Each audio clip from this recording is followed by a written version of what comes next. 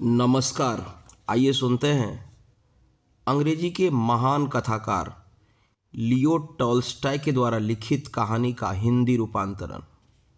शीर्षक है आम के बराबर गेहूं और वाचन आपका ही दोस्त अरविंद कुमार भरगामा अररिया का है। एक समय की बात है, नदी के किनारे कुछ बालक खेल में मस्त थे और मस्ती में नदी के किनारे पड़े रेत से एक दूसरे पर गोले से बनाकर उछाल रहे थे कि अचानक उन्होंने एक चीज़ वहाँ पड़ी देखी। देखने में वह बिल्कुल अनाज के दाने जैसे लगती थी और उसके मध्य में उसके एक लकीर सी बनी थी, जैसे दो दलों को आपस में जोड़ दिया गया हो। आश्चर्य की बात यह थी कि उसका आकार इतना बड़ा था जैसे कोई देसी आम हो। एक राहगीर ने बच्चों के हाथ में उसे देखा तो उसने रुककर उसे भली प्रकार हाथ में लेकर पारखी दृष्टि दोहराई। तब उसने बच्चों को 2-1 पैसा देकर उसे ले लिया। वह राहगीर उसे अपने कब्जे में कर ले गया और राजधानी के शहर में वहां राजा के हाथ विचित्रताओं के नाम पर उसे बेचकर दौलत बनाई। राजा ने अपने राजदरबार के नवरत्न पंडितों को बुलवाया और कहा, कृपया इसे जांच परख कर बताएं, यह कौन सी वस्तु है। पंडितों ने बहुत सोच विचार किया, परंतु उन्हें उस वस्तु के विषय में कोई जानकारी हासिल न हुई। अंततः वह दाना एक दिन खिड़की पर रखा था कि एक मुर्गी उड़ती हुई आई और उसमें अपनी नुकीली चोंच मारने लगी। फलस्वरूप उसमें छेद हो गया। तब पंडितों ने देखा कि अरे, यह तो गेहूं का दाना है। इस पर समस्त पंडितों ने राज दरबार में जाकर कहा, महाराज, यह दाना अन्नराज गेहूं का है। पंडितों की बात सुनकर राजा को बड़ा आश्चर्य हुआ। राजा ने पंडितों से कहा कि कहाँ और कब ऐसा अनाज का दाना उत्पन्न हुआ, इसका पता आप स्वयं लगा कर दें। समस्त पंडित फिर सोच विचार में पड़ गए। उन्होंने अपनी पुस्तकें टटोली और शास्त्र छाने, लेकिन इन विषय में कोई जानकारी हासिल न हुई। अंततः वह राजदरबार पहुँचे और बोले, महाराज, हम इस विषय में कुछ नहीं बता सकते। इसके विषय में हमने अपनी पुस्तकें तक टटोल मारी, लेकिन इसके बाबत उनमें कोई उल्लेख नहीं मिला। इसकी बाबत तो किसानों से पूछना पड़ेगा।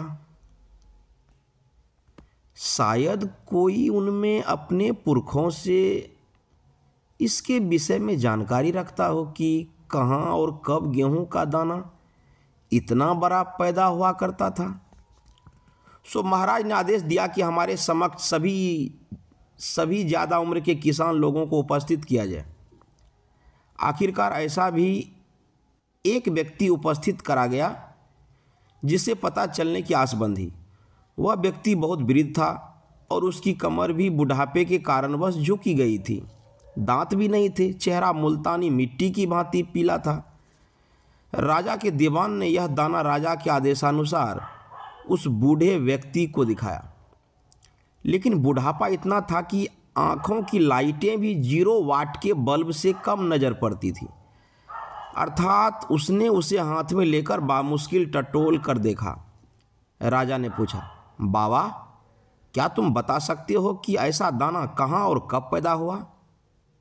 क्या भूत में कभी तुमने इतने बड़े दानों का अनाज कभी खरीदा है या कभी अपने खेत में बोया या उगाए हो? लेकिन राजा को इस बात का अंदाजा न था कि बुढ़ापे में बेचारा निपट बहरा भी हो सकता है। पर फिर भी वह राजा की बात मुश्किल से सुन सका और बहुत देर में वह राजा की बातों को समझ पाया। अंततः उसने जवाब दिया, नहीं, इस तरह का अनाज न मैंने कभी बोया है, न काटा है, ना ही कभी खरीदा है। जब अनाज बेचा या खरीदा करते थे तभी से लेकर आज तक जैसा आज है वैसा ही अनाज तब था।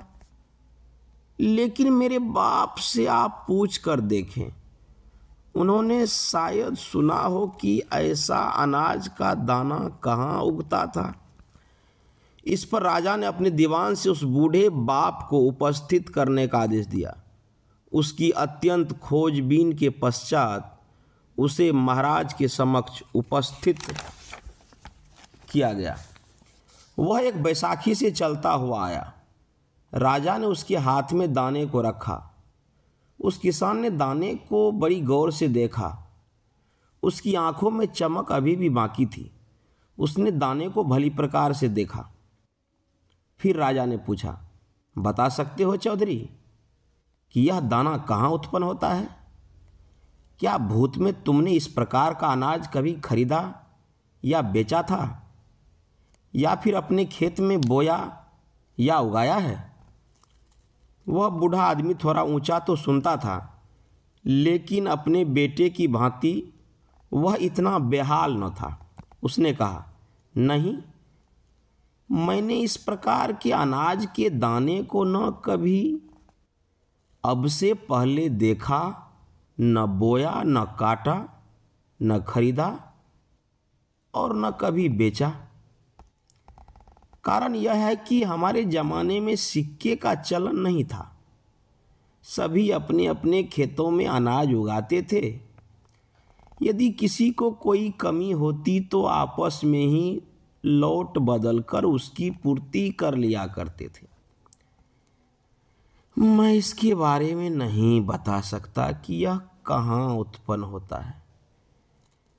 हमारे ज़माने में अनाज का दाना आज के दाने के हिसाब से काफ़ी भारी हुआ करता था, लेकिन ऐसा अनाज का दाना मैं पहली बार देख रहा हूँ। हाँ, मैंने अपने बाप को कहते जरूर सुना है कि उसके ज़माने में गेहूँ काफ़ी बड़ा होता था और एक दाना ही बहुत चून देता था। यदि आप उनसे जानकारी लें तो कुछ पता अवश्य चल सकता है। सो महाराज ने इनके बाप के बाप को उपस्थित करने हेतु आदेश दिया। गहन खोजबीन के पश्चात आखिरकार उसे भी ढूंढ निकाला और उसे राजा के समक्ष उपस्थित कर दिया। वह बिना किसी लाठी के सहारे चलता हुआ राज दरबार में हाजिर हुआ। उसकी नज़र में कोई फर्क न था। कानों से बिल्कुल ठीक ठाक सुनता था और बात भी साफ तौर पर स्पष्ट करता था। महाराज ने उस दाने को उसके हाथ में दिया। उस वृद्ध पितामह सरीखे इंसान ने उसे पारखी दृष्टि से देखा और हाथ में हिला डुलाकर परखा। फिर बोला, आज एक जमाने के बाद ऐसा गेहूं देखने को नसीब हुआ है। यह कहकर उसने जरा सा कतर कर जीभ पर रख लिया। बोला, हाँ, यह उसी किस्म का दाना है। राजा ने पूछा, पितामह, यह बताने की कृपा करें कि कब और कहाँ इस प्रकार का गेहूं उत्पन्न हुआ करता था।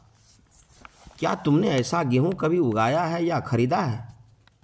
उस वृद्ध आदमी ने जवाब दिया, महाराज, हमारे जमाने में ऐसा ही गेहूं खेतों में उपजा करता था। मैं ऐसे अनाज का भोजन करके ही जवान हुआ। दूसरों को भी ऐसा ही अनाज मैंने खिलाया है। ठीक इसी प्रकार के गेहूं का दाना हमारे खेत की बालों में पड़ा करता था। उसी अनाज को सभी बोते, काटते और गाहते थे। राजा ने पूछा, पितामह, यह भी बताने की कृपा करें कि यह गेहूं का दाना आप कहीं से मोल खरीद कर लाए थे या स्वयं ही इस धरती में उपजा करता था। वृद्ध आदमी राजा की बात सुनकर मुस्कुराया और बोला, हमारे जमाने में अन्न को बेचने की बात को पाप समझा जाता था। इसे बेचने में कोई पाप का भागीदारी न बनता था। ऐसी बात सपने में भी सोचना पाप है। रही सिक्कों की बात, तो हम तो इन्हें जानते भी न थे। हर किसी के पास अनाज रहता ही था।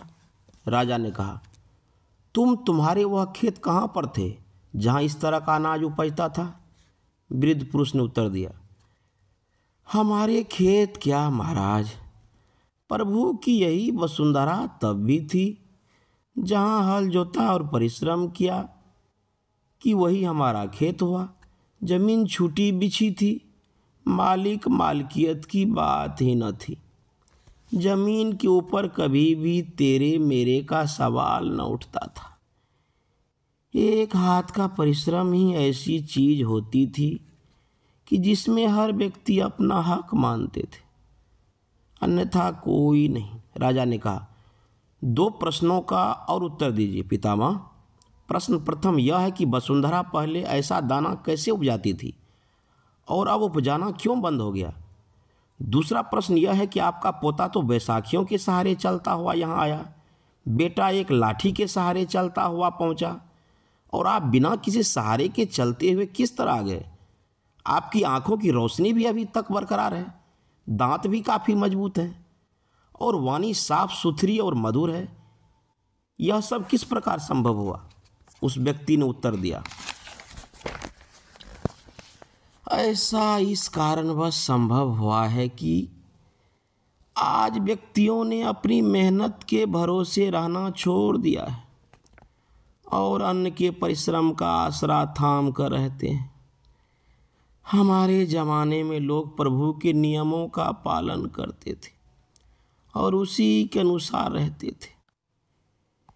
जो उनका था वही उनका था। दूसरे के परिश्रम और उसके फल की इच्छा का उन्हें कोई लोभ नहीं होता था। स्वयं अपने परिश्रम के फल की प्राप्ति की कल्पना करते थे।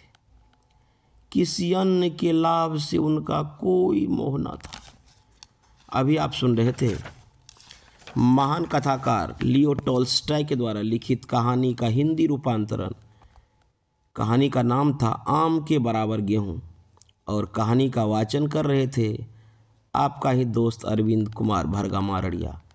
इस तरह का वाचन और कहानी अच्छी लगे तो चैनल को ज़रूर सब्सक्राइब करें, ताकि हम आपकी सेवा में इसी तरह की साहित्यिक कहानियाँ लेकर आते रहें। जय हिंद, जय भारत।